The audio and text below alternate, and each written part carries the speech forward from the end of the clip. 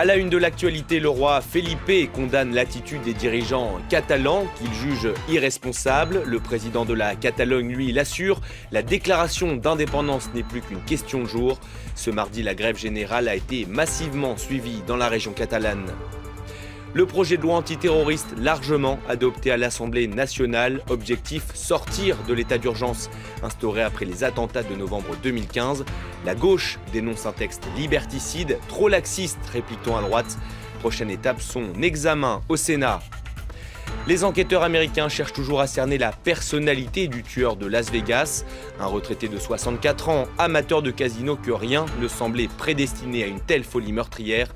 Si le mobile reste flou, ils en savent désormais plus sur la préparation de son passage à l'acte.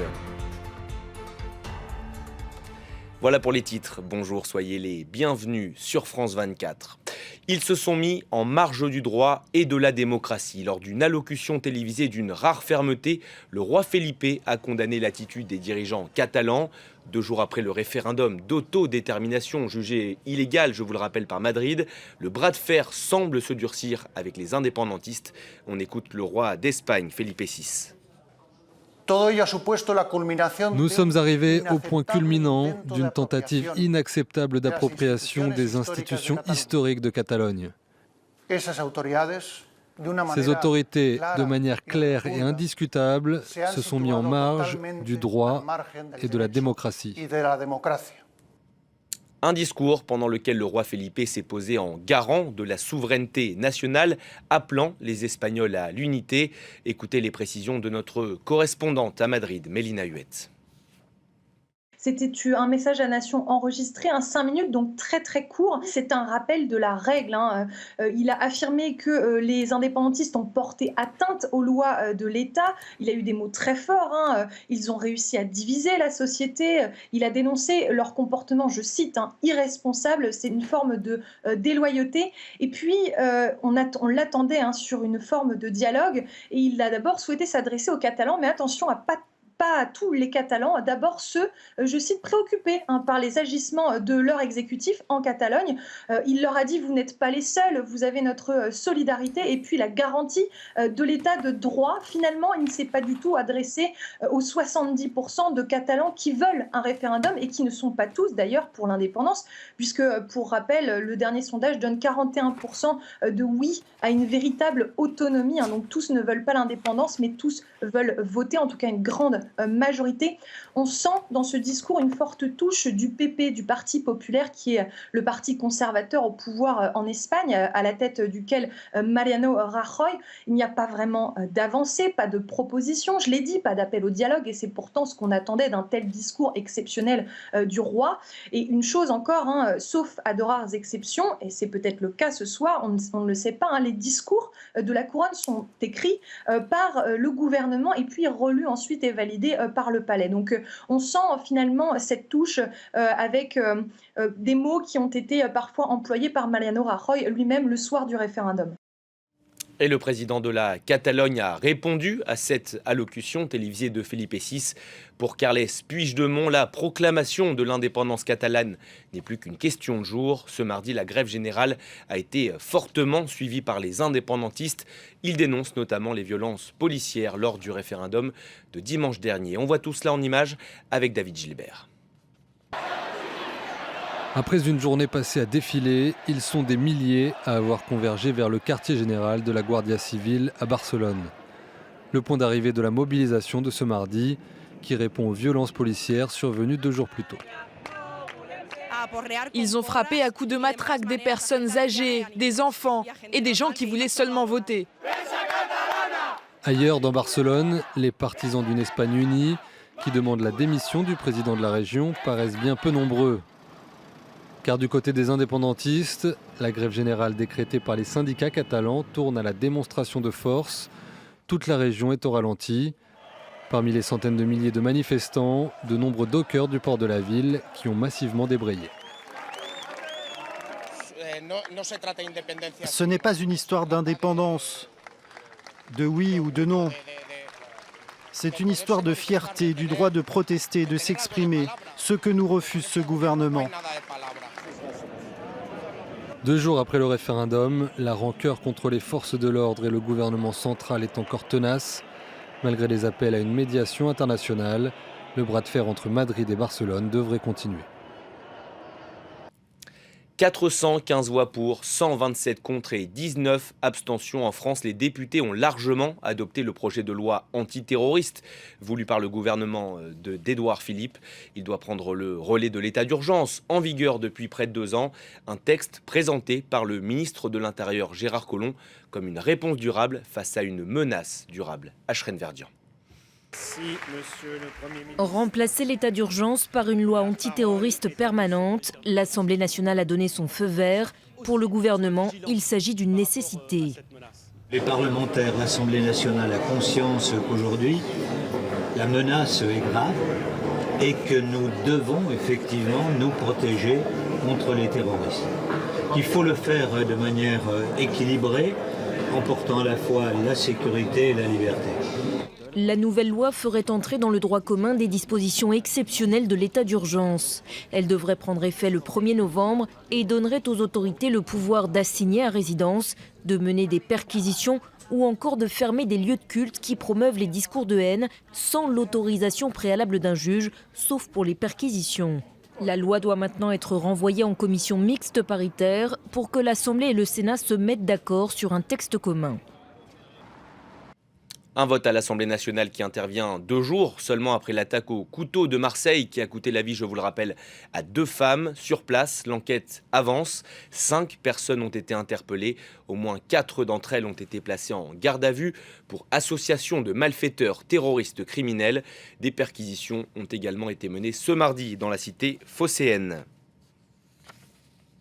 Je vous le disais en titre, aux États-Unis, les enquêteurs cherchent toujours à en savoir plus sur la personnalité du tueur de Las Vegas.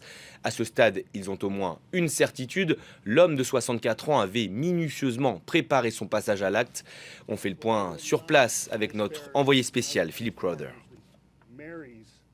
Ce qui manque toujours dans cette enquête, presque 48 heures maintenant après la pire tuerie de masse dans l'histoire moderne des États-Unis, c'est un mobile pour le tueur. Il n'y a pas de profil psychologique non plus pour Stephen Paddock, à part ces quelques mots qui viennent du président américain Donald Trump lui-même, qui a décrit le tueur comme étant un homme dérangé et malade. Il y a des nouveaux détails qui viennent de la part des enquêteurs, de la police locale ici à Las Vegas et de la part du FBI, des détails choquants. On sait maintenant que l'arsenal qu'avait ce tueur était encore plus important. Aux 42 armes retrouvées dans sa chambre d'hôtel et dans son domicile ici dans l'État du Nevada se rajoutent 7 armes de plus retrouvées dans un deuxième domicile dans ce même État aussi.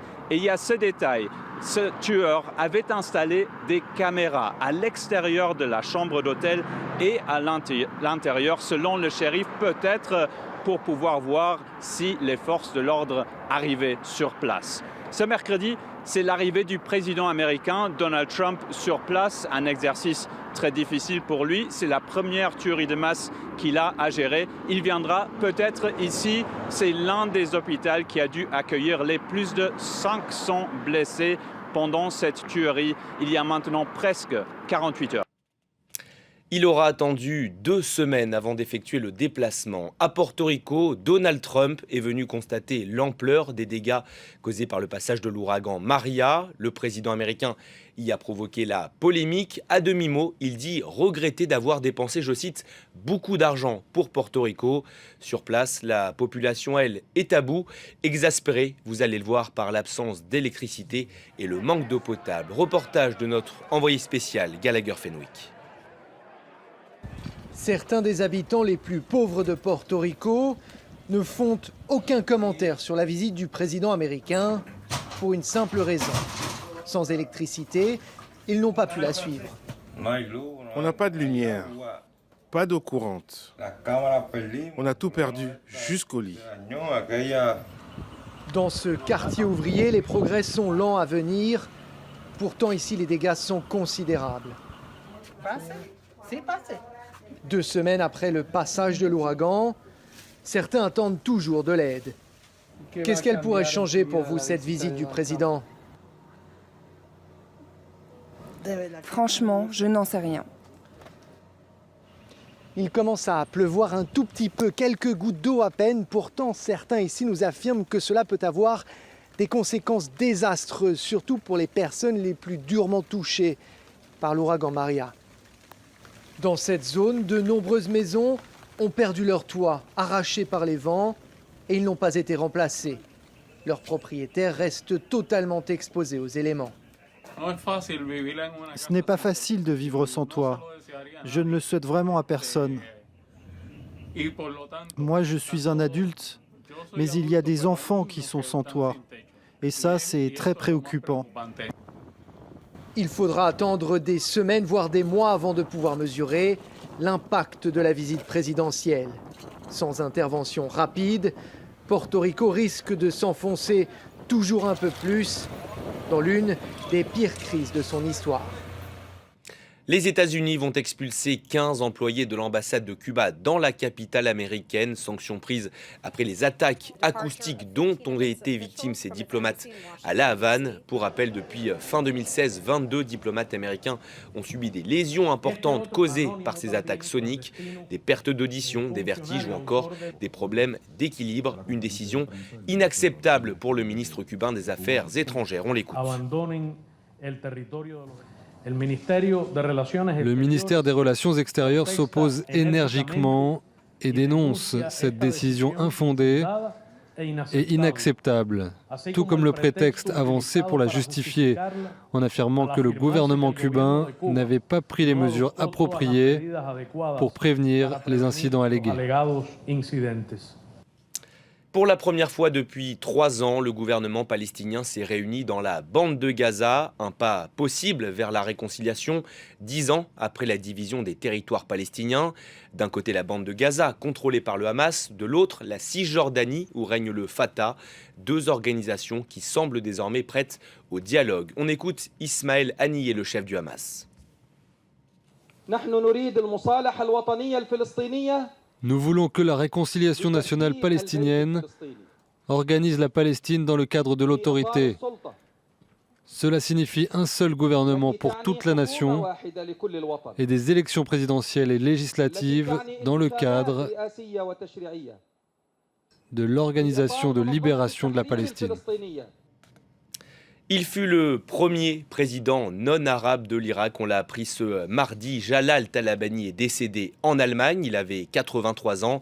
Grand défenseur de la cause kurde, il fut pendant de longues années la bête noire de Massoud Barzani, l'actuel président du Kurdistan irakien. Son portrait est signé David Gilbert. Jalal Talabani n'a pas pu voter pour l'indépendance du Kurdistan. Peu avant le référendum organisé la semaine dernière, l'ancien président irakien avait dû partir se faire soigner en Allemagne. Il était l'une des figures de la cause kurde depuis ses premiers pas de militant nationaliste dans les années 40. En 1975, il fonde son propre mouvement, l'Union patriotique du Kurdistan, après un désaccord avec le Parti démocratique du Kurdistan de son mentor, Mustafa Barzani. Les dissensions se poursuivent avec Massoud Barzani, fils et successeur du précédent et actuel président du Kurdistan. La concurrence entre l'UPK et le PDK va marquer le mouvement kurde en Irak pendant des décennies. Ils réussissent à s'allier lors de la grande révolte kurde de 1988 contre leur ennemi commun, Saddam Hussein, avec qui Talabani négocie une certaine autonomie du Kurdistan à l'issue de la première guerre du Golfe. Mais la situation dégénère à nouveau dans le courant des années 90 entre factions rivales ainsi qu'avec Bagdad. Nous ne sommes pas prêts à parler avec Saddam Hussein. Nous pensons que c'est un boucher, un dictateur. Nous combattons aux côtés des autres forces irakiennes pour le renverser. Jalal Talabani aura gain de cause 7 ans plus tard. C'est l'invasion américaine, la chute de Saddam et l'élection présidentielle en 2005 qui font de lui le premier président kurde de l'histoire du pays. Celui que l'on appelle Oncle Jalal au Kurdistan œuvre alors à la réconciliation entre les différentes communautés irakiennes, mais ses 3 mandats sont marqués par ses problèmes de santé et ses allers-retours en Allemagne, où il s'est éteint ce mardi. On en vient au prix Nobel de physique décerné cette année à 3 Américains. Rainer Weiss, Barry Barish et Kim Thorne sont les lauréats. Ils ont été récompensés pour leur exceptionnel travail sur la détection d'ondes gravitationnelles provenant de la collision de 2 trous noirs.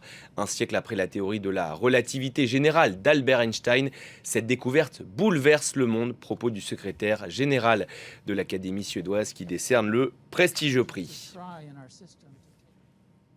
Fin de ce journal, prochaine édition dans 15 minutes sur France 24. À tout à l'heure.